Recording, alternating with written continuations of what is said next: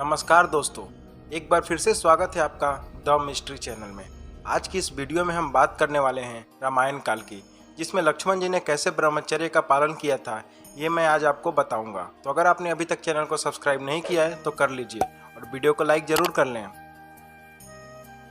एक बार की बात है जब अगस्त ऋषि अयोध्या में आए हुए थे और राम जी के साथ युद्ध की बातें चल रही थी। तब ऋषि अगस्त ने कहा कि रावण और कुंभकर्ण तो वीर थे ही, लेकिन उनसे भी ज्यादा वीर इंद्रजीत था। उसे स्वयं राम भी नहीं मार सकते थे, केवल लक्ष्मण ही उसे मार सकते थे। तब श्री राम के मन में सवाल उठा, ऐसा क्यों?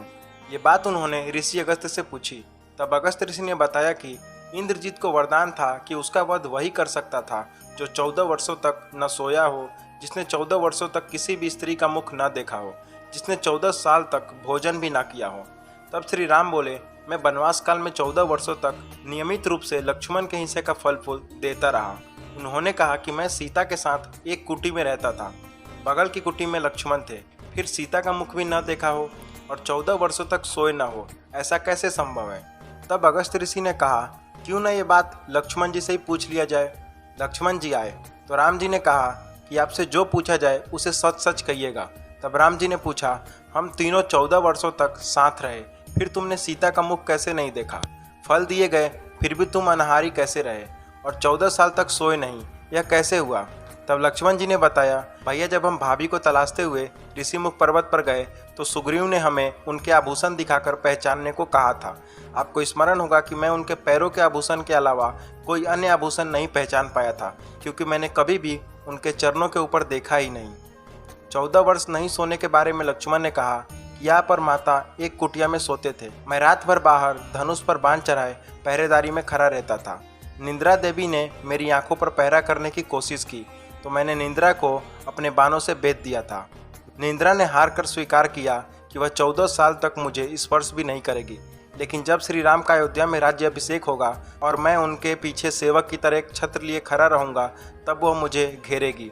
आपको याद होगा राज्य अभिषेक के समय मेरे हाथ से छत्र गिर गया था। लक्ष्मण जी ने आगे बताया कि मैं जो फल फूल लाता था आप उसके 3 भाग करते थे।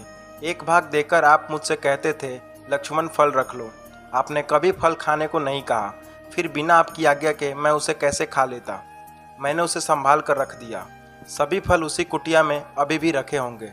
प्रभु के आदेश पर लक्ष्मण जी चित्रकूट से कुटिया में से वे सारे फलों की टोकरी लेकर आए और दरबार में रख दिया। फलों की गिनती हुई, लेकिन 7 दिनों के फल नहीं थे। तब श्री राम ने पूछा, तुमने 7 दिन का आहार लिया था? श्री राम के पूछने पर लक्ष्मण जी ने 7 दिनों के फल न होने का भी रहस्य बताया।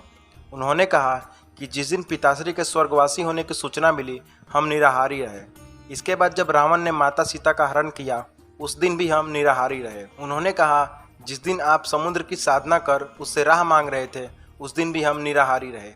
जब इंद्रजीत ने नागफांस में बांधकर दिन भर अचेत रहे, हम उस दिन भी निराहारी रहे। और जिस दिन इंद्रजीत ने मायावी सीता का सिर काटा था, उस दिन हम शोक में थे। इसके अलावा जिस दिन रावण ने मुझे शक्ति मारी और जिस दिन आपने रावण का वध किया, इन 7 दिनों में हम निराहारी रहे। लक्ष्मण जी भगवान राम से कहते हैं कि मैंने गुरु विश्वामित्र से एक अतिरिक्त विद्या का ज्ञान लिया था। इससे बिना अन्न ग्रहण किए भी व्यक्ति जीवित रह सकता था। उसी विद्या से मैंने भी अपनी भूख नियंत्रित की और इंद्रजीत मारा गया। आज की इस वीडियो में बस इतना ही।